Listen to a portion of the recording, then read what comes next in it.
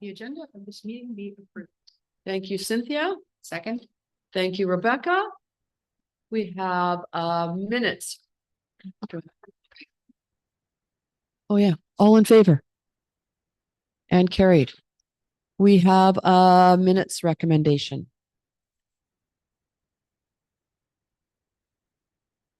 Thank you, Lisa. Do we have a second? Ken? Thank you, Rebecca. All in favor? Carried. We have another recommendation.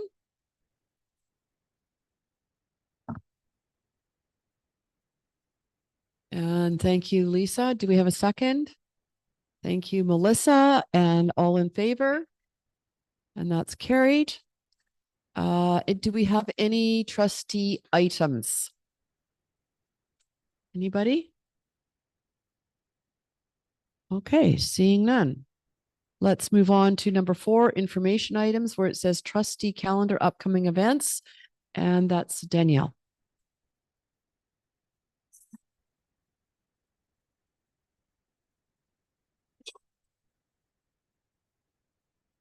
Okay, for the next couple months, tonight, excuse me, we have our Squamish custodial recognition dinner.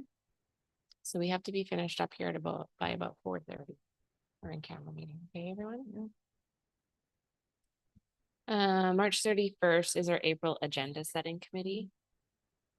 And then April 8th is our board meeting.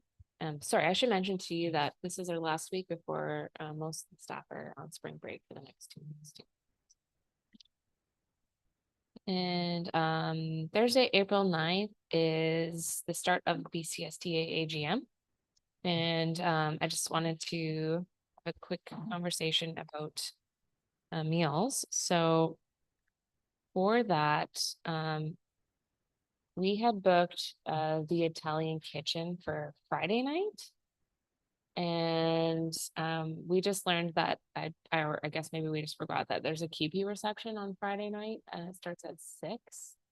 So I just wanted to see if everybody wants us to move the Italian kitchen to the Thursday, and do we want to go to the Keepy reception, and do you want us to organize a dinner for after Keepy reception, or like forget the dinner for Friday? What does everybody think?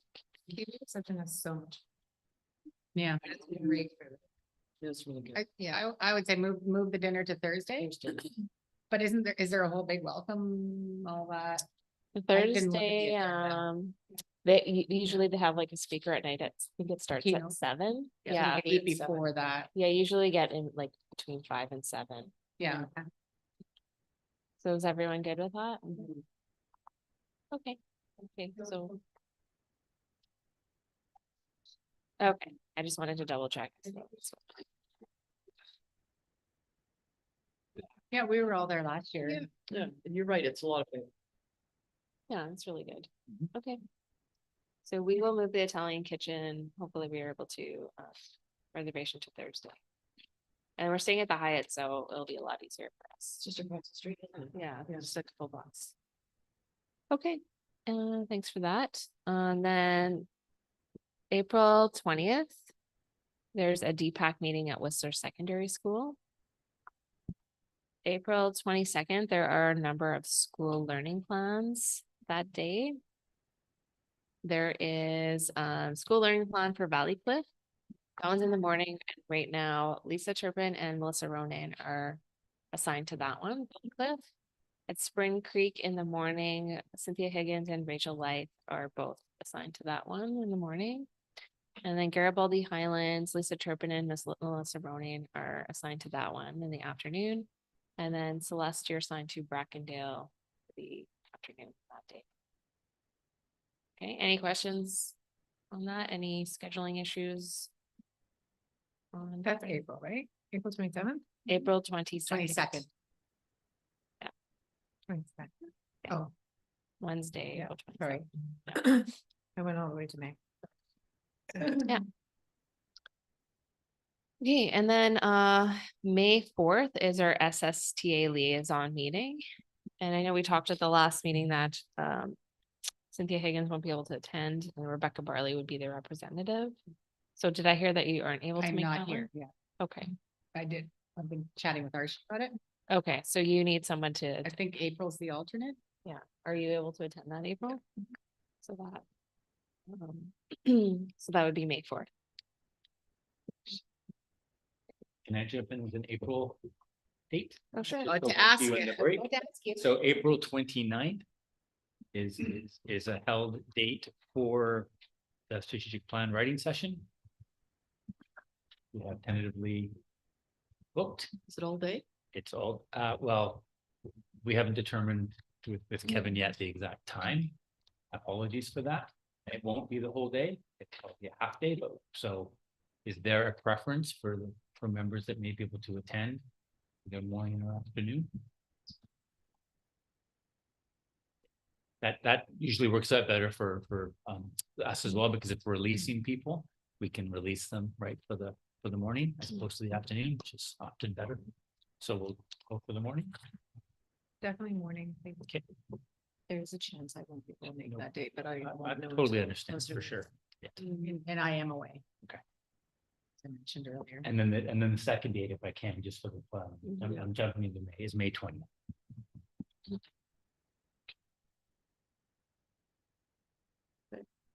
Are you planning on having both days? Or is it just one? Okay. Archie, can you please put that in our calendars? It's Archie. Thank you.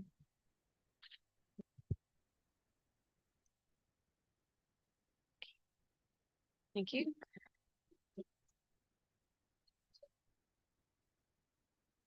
Do you still have a meeting on March 30th? Yeah, we should. I think that one. Or 31, it's there. No, that's not. March 30th, you mean? Yeah. That's what she said. Yes, I asked Paul. Oh, that's right, the calendar, that's what that. Yeah, I'm and thinking I it was asked, holidays. I Yes, asked yes. Paul and he said yes. Yes. And that's a Zoom and relatively quick, I Yeah, believe. that was. That was my question is it anticipated to be an hour long, like we booked an hour, but is it probably gonna be shorter? The 30th. Special board meeting. I would think. Yeah. Yeah. Likely with us. Yeah. Feedback might take us a little longer. But probably not more than an hour. Okay, just so I know, I'll book an hour. I'll doesn't.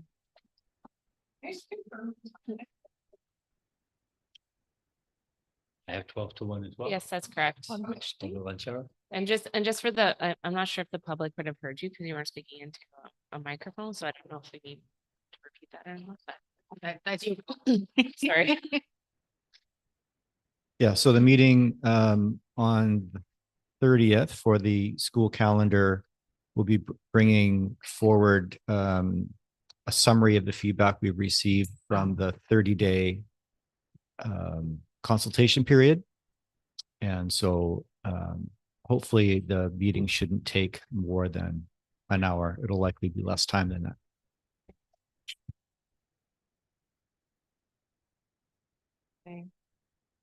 I don't know if this is the right time to ask the question about our calendars or agendas. Sure. This is the second month in a row that we're having like a 11-hour day or could be better. We're scheduled, I think, from 9 a.m. to 8 p.m. I'm wondering if we need to be looking at dividing that up somehow. Because with me being here for 11 hours and then the expectation that I drive home 2 hours afterwards and been getting a lot of snow and ice on our roads, that, I would appreciate shorter days. And also, by the time we get to the public meeting, I am exhausted and my brain isn't even working. So at that point, I'm sitting here for hours and hours.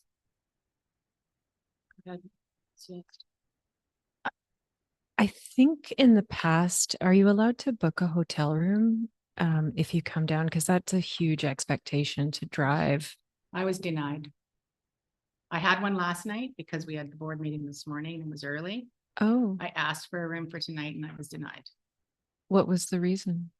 It was personal. There's no board work tomorrow.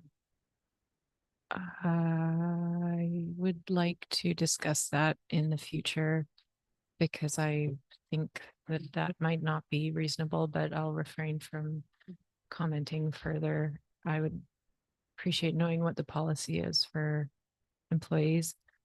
And I also think splitting it up if possible, but my caveat would be that we could do some of it on Zoom on another date, which not everybody might agree with, but some of the work, like if we could do it over a few days in the month might be not a bad, so then we're fresh and we're feeling like we can actually engage meaningfully, if it's possible to split the work up over 2 days, but I don't necessarily think we all need to come here. Not that I'm opposed to it. I would also do that, but I think some bits of business could be done in committee on a different day of the week. But I will send an email to whomever asking that we add that discussion as an agenda item for the future so that we're not putting people in situations where they have to. I think, I don't know. You're right. This is the second month in a row. I'm hoping these both months are anomalies, that we are not, taxed that way coming in the near future. So yes, for the last 2 months, we've started early, but hopefully that's not a thing that's going to continue. I like when we don't start until like 10:45, 11 o'clock, which is what has been the practice mostly up until now. So if we start at 11 o'clock and we go till 8 o'clock, yeah, but that's been the practice for as long as I've been on the board. So let's just maybe see, and we'll be really try when we do agenda setting for the next month that it's not such a massive agenda.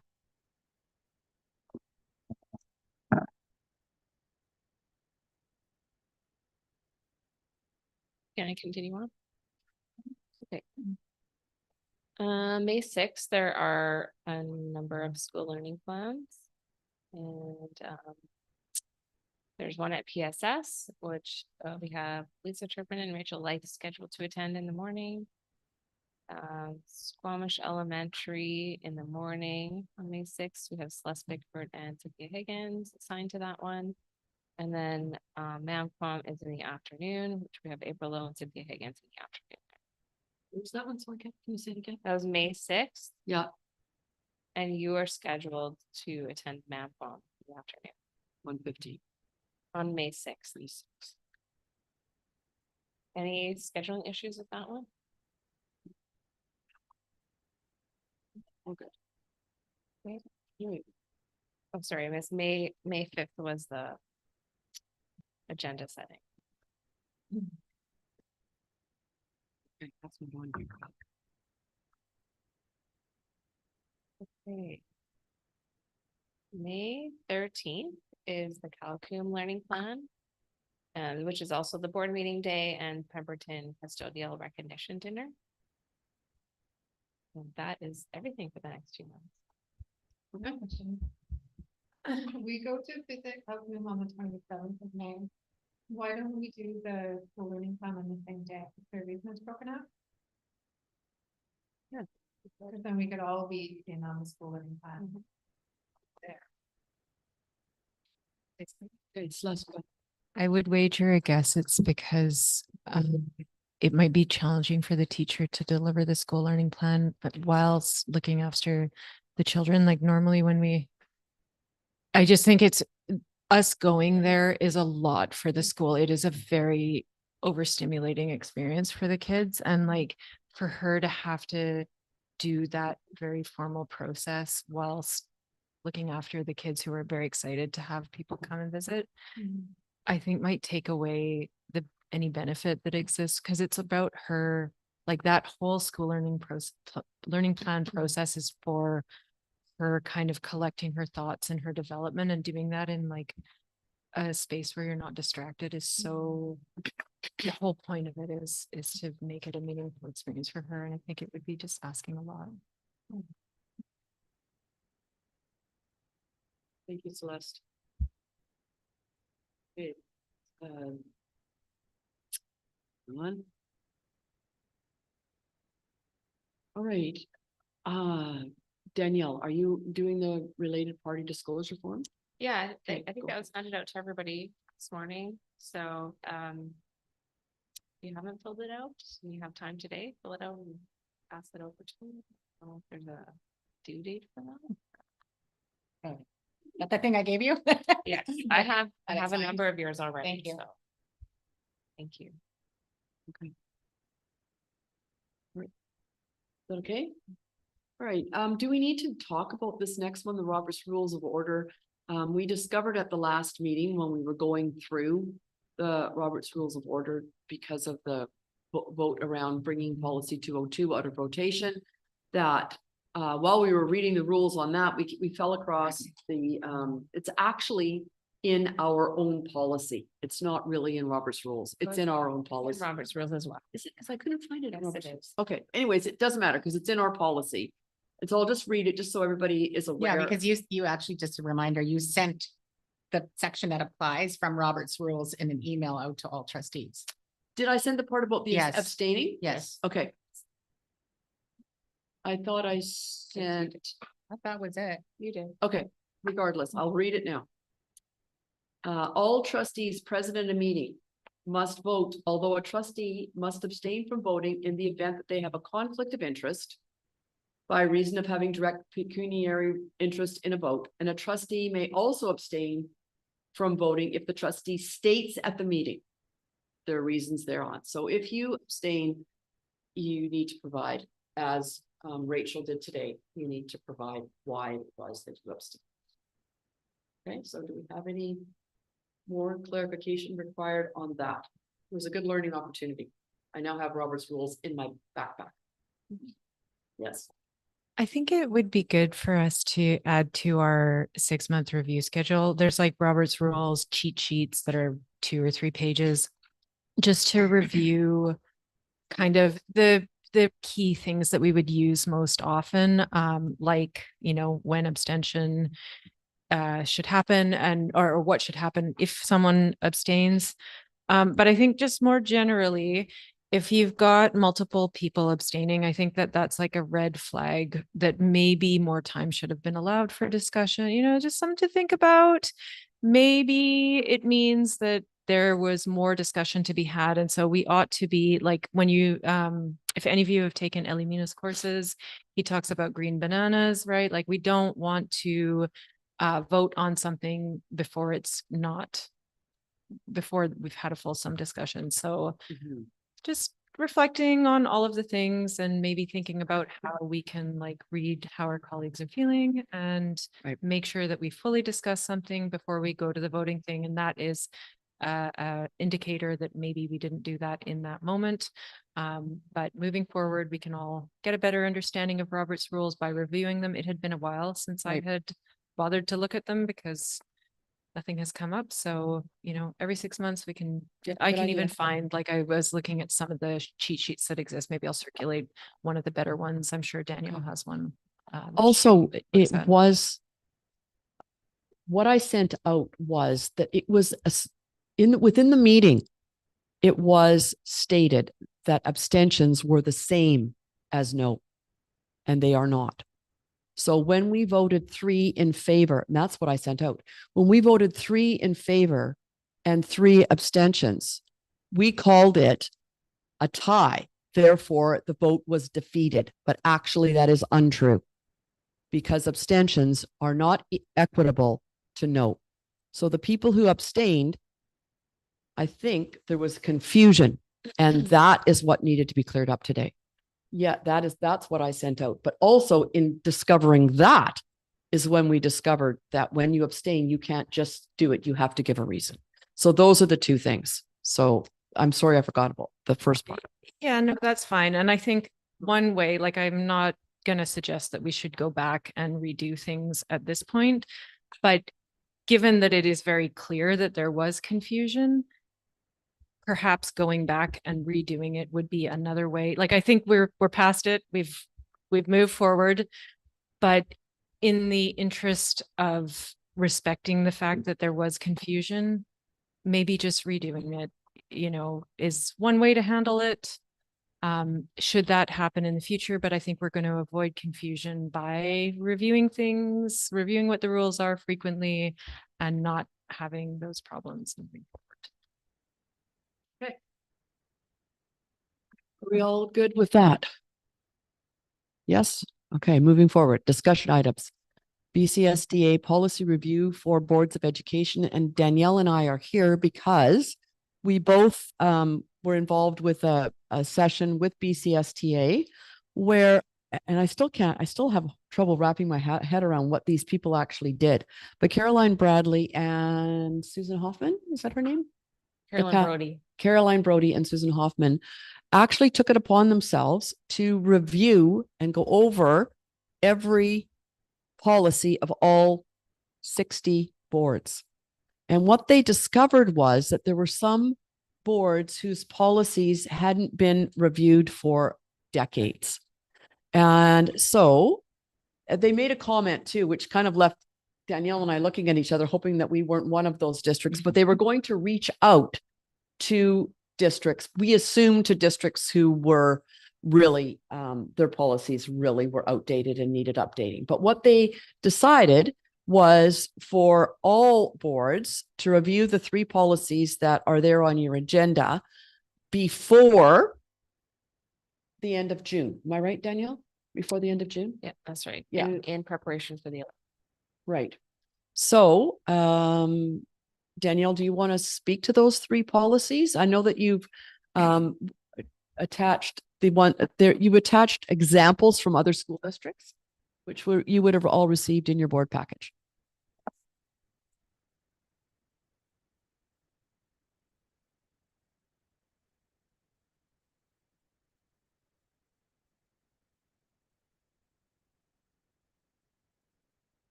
committee reviewed everybody's policies and they decided that they wanted to focus on these three policies, and they just looked for some school districts that they thought the policy was really good already, and they just picked those 3 to focus on. And they have like a phased approach. This is phase 1, that they wanted all the school districts to have this policy, or these 3 policies. And then they have like phase 2, which is some other things. So we quickly tried to see if there was something that we had that aligned. So they have the role of the Board of Education. We don't have that, but we do have a trustee role one, which is kind of similar. But it's funny because on their list, they have role of the trustee as a separate thing. So something to think about. And then they have role of a superintendent. We also don't have that, but we do have another one. That's called Senior Management and District Organization. And it mostly just talks about superintendent and a secretary treasurer's role in our policy, as opposed to just a superintendent. And then the Board of Delegation of Authority. So they said for the Board of Delegation of Authority one, that could also live in the superintendent one, because basically it's the board is delegating the superintendent to do everything on their behalf. And we already kind of have that in ours. So yeah, so I guess that's what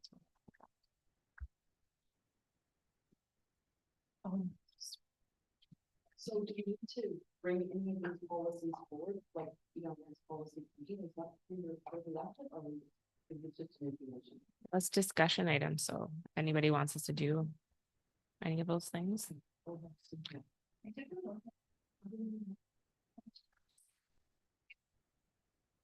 The ones that were attached and thought of them as like the exemplars, and just looked for like I don't think, well, I don't know exactly, but what I noticed was that there were differences in like the Abbotsford School one really like talk more to governance. And so then I looked to see if we had any other policies that were sort of a little bit more similar.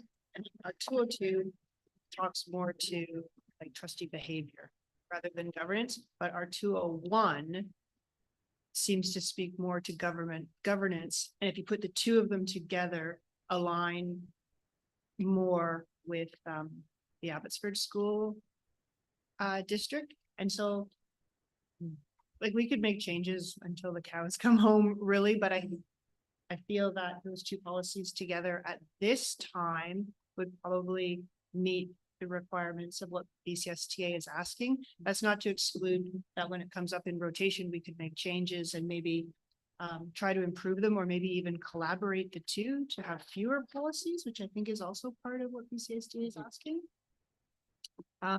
And I wrote a lot of notes on this, but I don't want to just read the notes. And then with the role of the superintendent versus the Delta one. What did I write on this? Pages of reading notes, because it seems like really awful, but I think I will, just because. Then I'll remember what I talked about. I just wrote that, and again, I think that right now we're probably okay in meeting what BCSTA is asking for, but in the future, maybe I'll just leave it at that and just keep the notes for when this actually comes up in the rotation again. For this policy.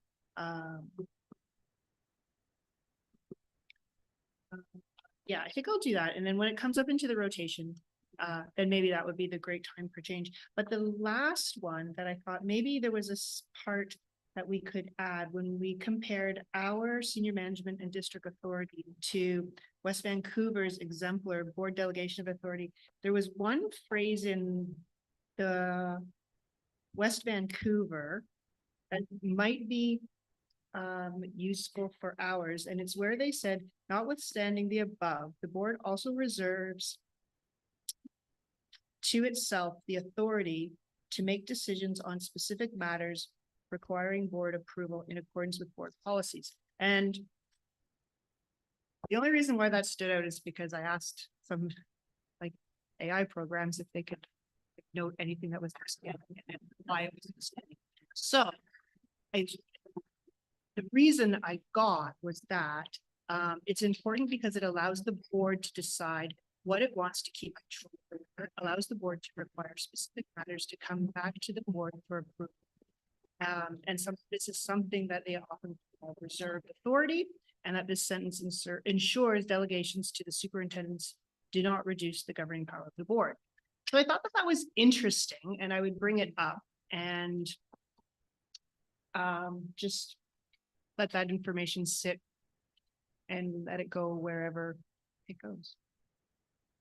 Celeste. I think we already have that. We don't need it written down. So it already exists. We can delegate authority to staff to do something on our behalf, and Yeah, Is that- if you think it's there, I that's maybe- okay. Like I said, I just asked like an artificial intelligence reader to see if it saw anything that was missing, and that's what it came up with. But if others feel that it's already there, then Well, I have a that's fine. suggestion. it's not perfect for sure. I have a suggestion. We have 3 months left before the end of the school year. So we have the April meeting, the May meeting, the June meeting. Just to cover ourselves, is it possible that we could make a recommendation to add the role of the Board of Education, for example, to the April meeting, and the role of the superintendent to the May meeting, just to have a look at them so that we're okay, that we are meeting whatever it is BCT, STA. I'm not saying we change it. I'm just saying we have a look at it. Go ahead, Celeste. Chris, I've got you on this one. I am going to recommend that we don't take anything out of rotation.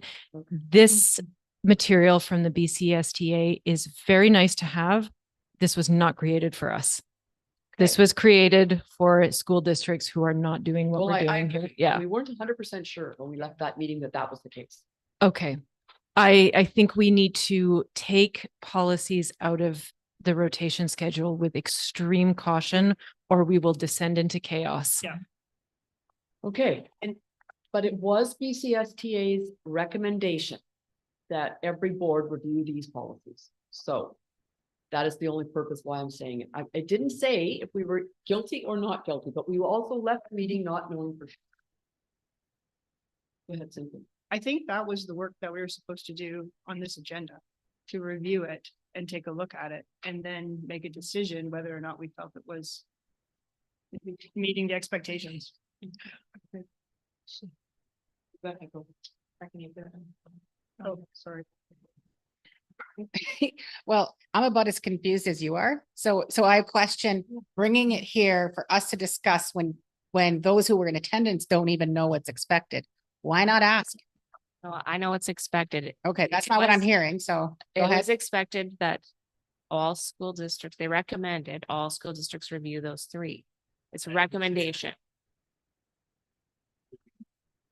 The statement of guiding principles, which includes the rule of the board, the superintendent permission, so it's next step for next.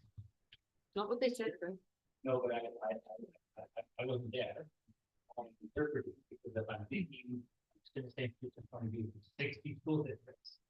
I do not, well, I also don't believe they can direct trustees who know what people have on their schedule to review three very chunky policies, but I think that your policies are pretty strong as they are, and if they aren't, I just would say, again, I will do as the board directs, but from my point of view, I think it's appropriate. I just want to support what the rest is saying, that we can be very careful. You're also asking staff to do more work, and we have a number of policies we have to get through for the new school year, and we can do it, but it will be at the expense of other things that we need to do. If there isn't confidence in the policies that we have, and if folks have not reviewed, if that's the ask, then I think it has to be clear for the trustees. We need you to review these policies, compare them, and then be ready to discuss if it's something you want to bring up. Rotation. I think it might be too much of an ask in this meeting at the time. So that, I'm just speaking to myself, respectfully, that was my interpretation, so I actually didn't review policies for myself against That wasn't what we were asking. We were just gonna tell them about the meeting we're in. and That was it. That's what they said. We're not reviewing them today. Yeah. We didn't give them, yeah, there's no context, right? So. Okay. So this was just for information item Well, because it's under discussion items. It's under committee of the whole and not under policy committee. Yep. So I'm just trying to Chris, yeah, determine. so this is a discussion item because if the board did want us to add that, it's actually under the board's purview to do that. But Chris and I, it would like impact our workload, Mhm. which is fine, but it's up to the board to decide that, right? and I do agree with you, Rebecca. Maybe we should seek clarification, but they left the meeting. When we actually looked at each other, we were pretty certain that our policies have been reviewed enough. They are updated enough. We felt really strong.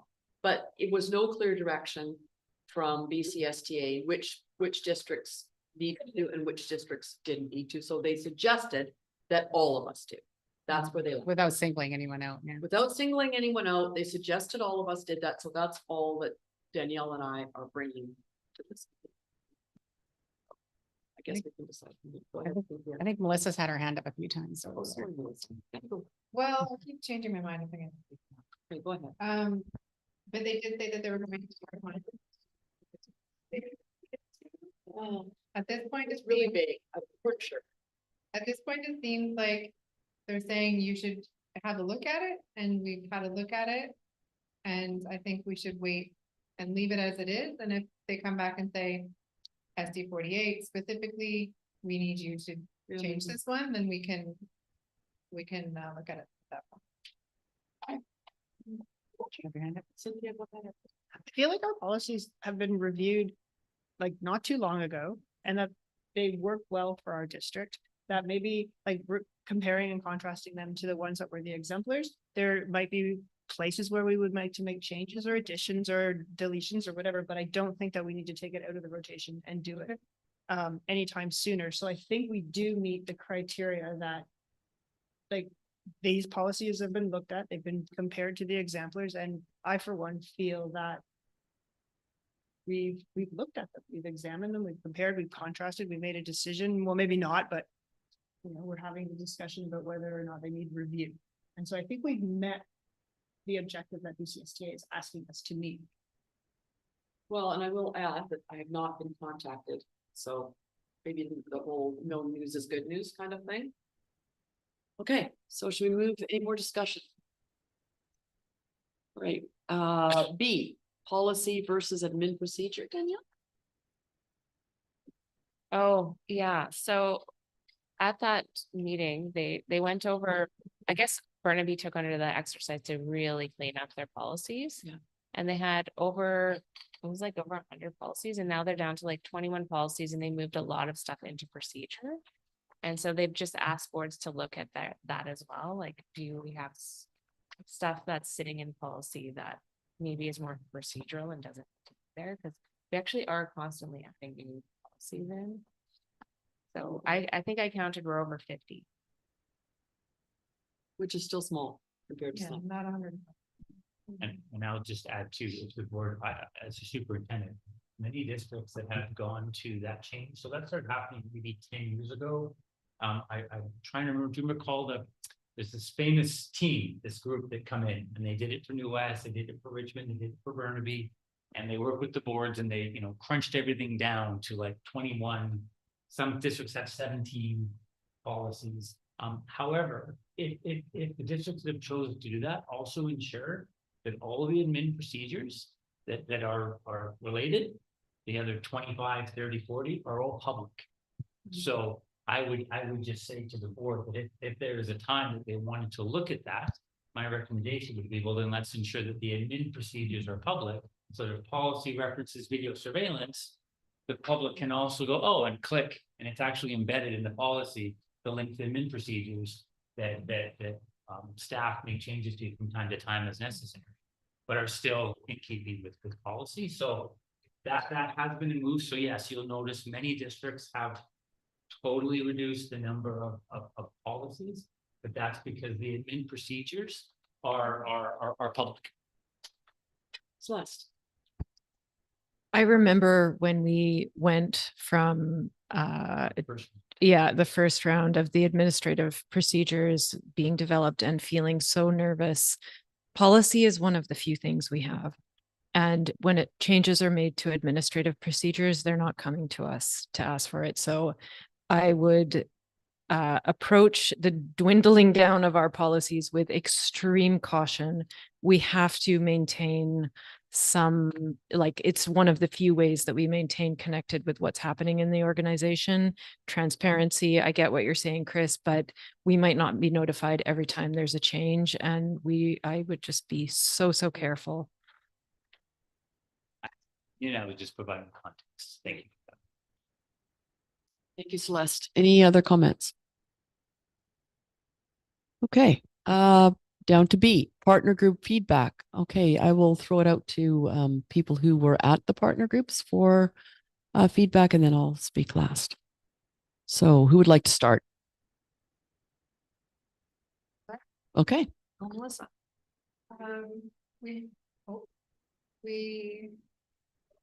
I definitely noticed that there's a theme with the partnership group meetings where there's not enough parking, there's paint peeling, we're grateful for our new windows.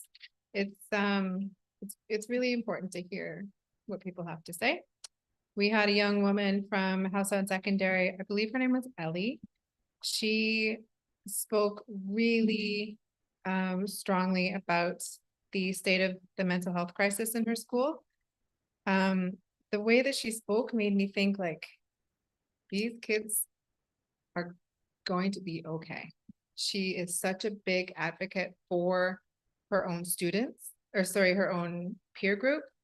So she said there's approximately 900 students in her school with 2 counselors who don't have time to help anyone in crisis. They barely have time to help with changing courses. So she said it is, it can be a lot at times. If you go in to change your courses, it can take up to 2 weeks and you're already in the thick of it at that point. She said it's very scary being in the hallway at changeover. There's all of us 900 kids in the hallways. So she's wondering, is it possible to have 2 changeover times? Is there something that can be changed so that you're not turning sideways in the hallway, squeezing past a bunch of people, especially for the younger kids. And then there's the seniors in there. Yeah, that was the main things at our table, was that you always leave with so many questions, and I love that about the partnership group meeting, is you go in thinking, okay, I know this and this and this, and you walk out going, I don't know this. So it's about figuring that stuff out as well. Anybody else? My comments on the process, I feel like it's just getting more and more dialed every year that we do it. People, I think, are getting comfortable with the process as well. Like, it felt as though people came in this year knowing what to expect, ready to engage. And I think my perception, at least, I don't know if anybody has received different feedback, but felt like satisfied through going through the process. So I think that sometimes no news is good news. And as we haven't been getting negative feedback about the process, I think that from our own observations and a lack of negative feedback, that indicates to me like what we have, the direction that we've been moving is working. I always want to make sure that it is it remains a meaningful process for the people who take the time to travel from far away to participate in it. So I don't know that I necessarily left with a standout thing that we could change for next year, but I just want to, remind all of us to like contemplate that, like anything we can do to make it better. And if there's any way to ask the partner groups at some point, I tried in the evening, there just isn't enough time really to have meaningful discussion about it. But yeah, that's generally comments. The only thing that I thought that I would make different is, can we have 2 students at each table? Really hard to get students. Yeah, it's really, We love to have.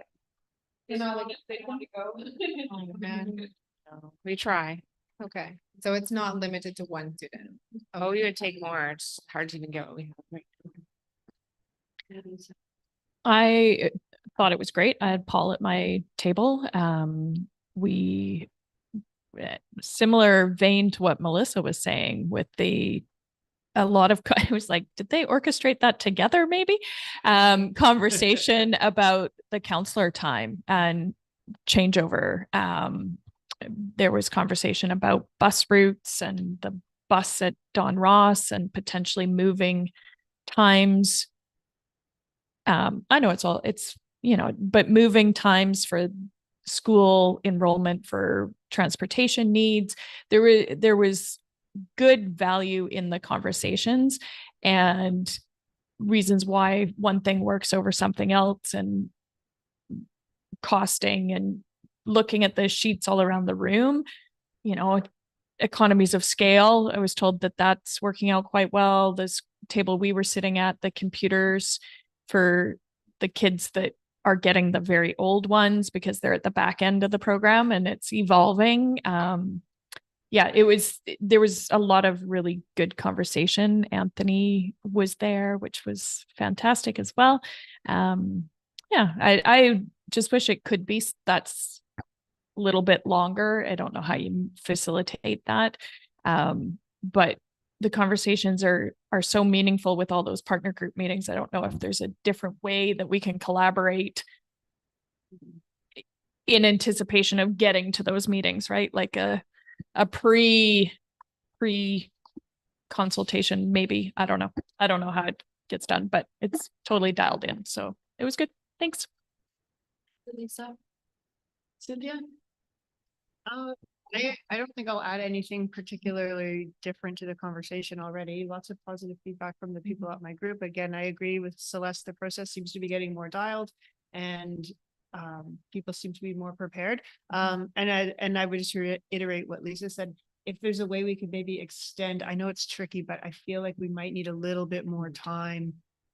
Even 30 minutes maybe might make a difference. I felt like it was a bit rushed. Yeah. I'll just do that. Celeste? I'll just catch you out of the corner of my eye. Okay, the only thing I'll add is I felt the same thing too. When we got to the discussion around, and I had the student at my table was from Whistler Secondary. And the discussion really, when we started talking about, budget priorities, or it came out that we were talking about budget priorities, because of course the conversation diverses from that quite easily. But one of the things that I think that they were wanting was the counselors. Like, it came out really loud and clear that we need more counseling time in all of our buildings, not just our buildings that we see as where our vulnerable students are. But this child was from Whistler Secondary, where one would think, but it was very like, it almost was like that student came there bringing that message on purpose, that, there was not enough, that they didn't feel that they had an ability to talk to somebody if they were feeling unsafe or unheard. And, that all came out in all of the other things, behavior and all of the other ways that it would play out. But when you really crunched it down to what is the budgetary priority, it was the need for counselors. And I think we're hearing that across the province, actually. So we're not unusual. So thank you very much for all of those who attended. It was always good. And thank you to Archie for organizing the meals and all of that. It's always well attended, which I'm really appreciative of. And I love the way you assign us to table and scatter us around and all of those things. So I'm looking forward to seeing the summation of all of that. Okay, so any other talk about our partner group? No. Okay, so number C, BCSTA Provincial Council, Melissa. Okay. So we had an online meeting again this year. So there was a bit of talk about the budget. They're not going to up the fees, like they said that they were also not going to up the fees in February, so they just reiterated that. BCSTA will continue to advocate for funding for aging schools. That was a really big topic across the board through all of the districts, and we see it obviously here that there's just not enough funding for that.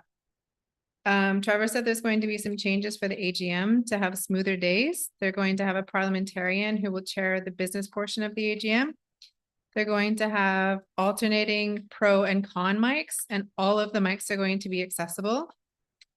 They're going to have the ability to tile the doors to ensure vote security, because they did notice that when the voting system wasn't working, people were in and out of the room, so the votes were not accurate, which we noticed as well. We had commented on that. Readers will move and second, not the floor, to speed things up.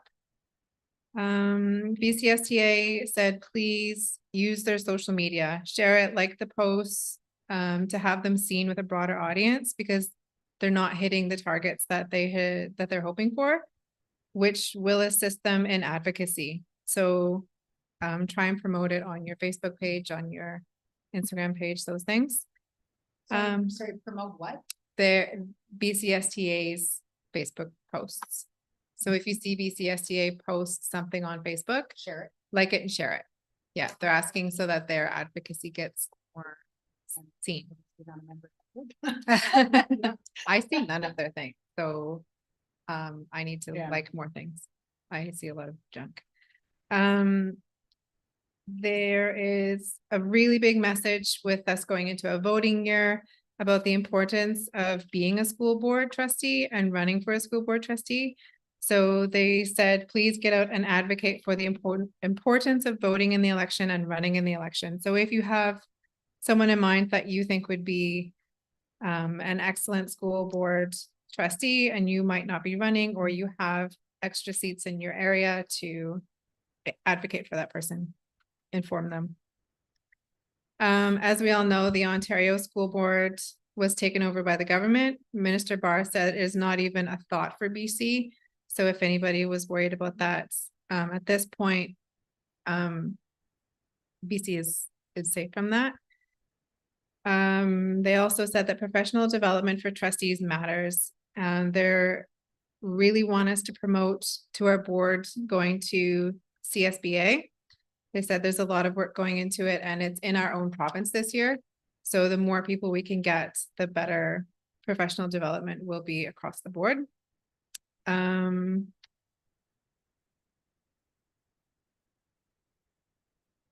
know what that means.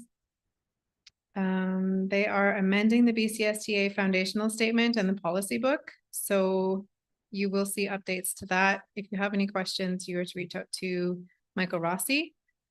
The Indigenous Advocacy Council spoke about how there's residential school denialism, and we need to be mindful and responsive to this. So if you hear someone speaking of that, it needs to be shut down with proper education coming to mind. So don't just come out and say, no, that's not true. You have to be able to come out and speak to it to the best of your knowledge. Don't add fuel to a fire that doesn't need to be there. And respectfully, we need to be respectful with how we answer people. Indigenous students' attendance is in a state of crisis. Can they advocate for cultural attendance to be towards school hours? Which I thought was a brilliant idea. So if you're in your community, you're with your elders and learning how to tan a hide or make a drum, then can that be put towards school hours and credits towards graduation? Land-based learning is learning and could be deemed instructional time. There's a new report through FINESC that can divide primary and secondary students to see the attendance in individual schools. And they can also break out the Dogwood, Evergreen, Adult Dogwood to see what the actual statistics are. So it's a lot more specific and easier to follow. I already said that. At the synopsis was sent out last week. I'd like all of you to have a look at it. If you have any questions, looks like Michael Rossi is your human to go to.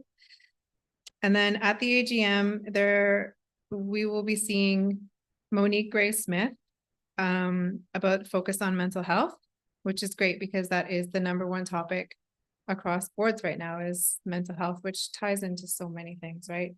The Indigenous part, all of it is it's so great. And we've seen her before. She's an author of children's books, beautiful children's books. So I'm excited to see her again. I remember she definitely left the room kind of in tears, and it was beautiful.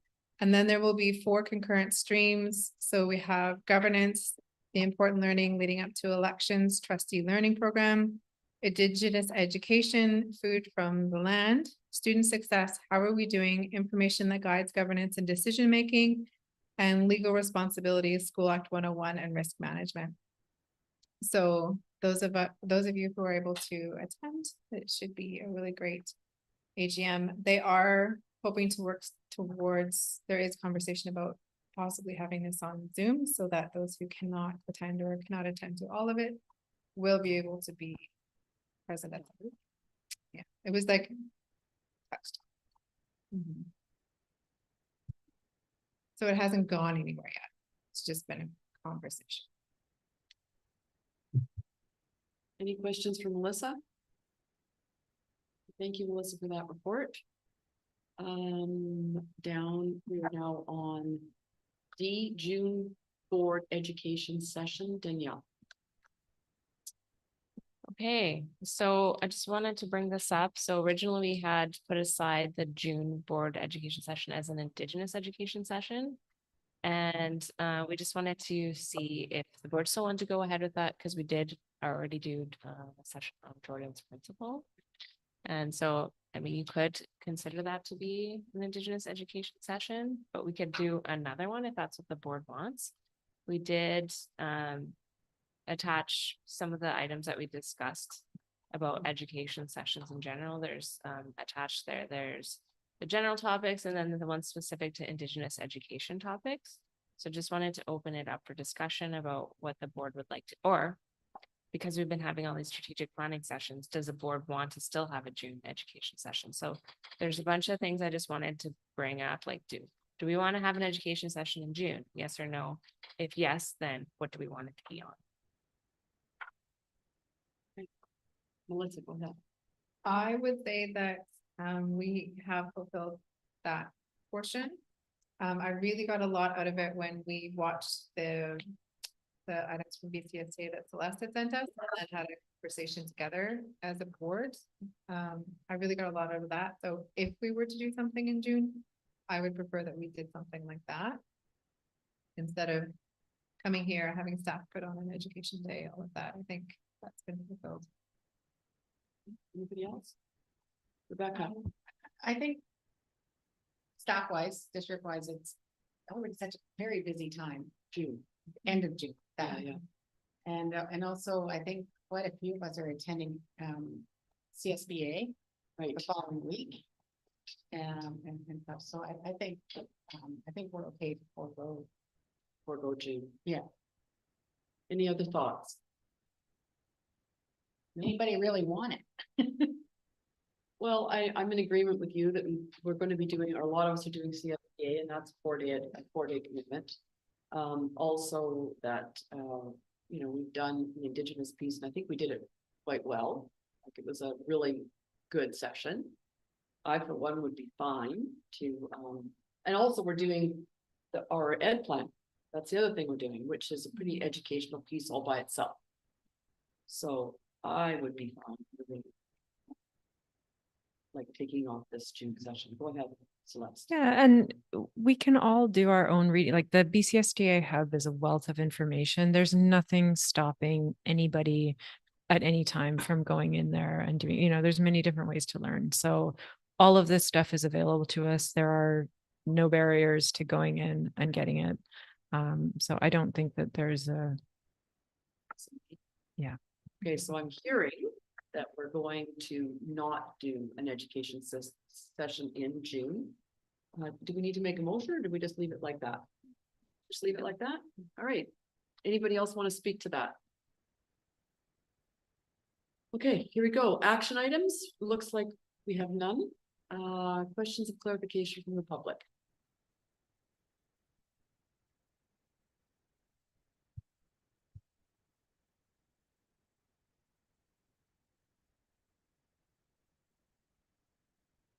Okay, so I move that we adjourn. And our next meeting starts at 1:45, I think. We get started early.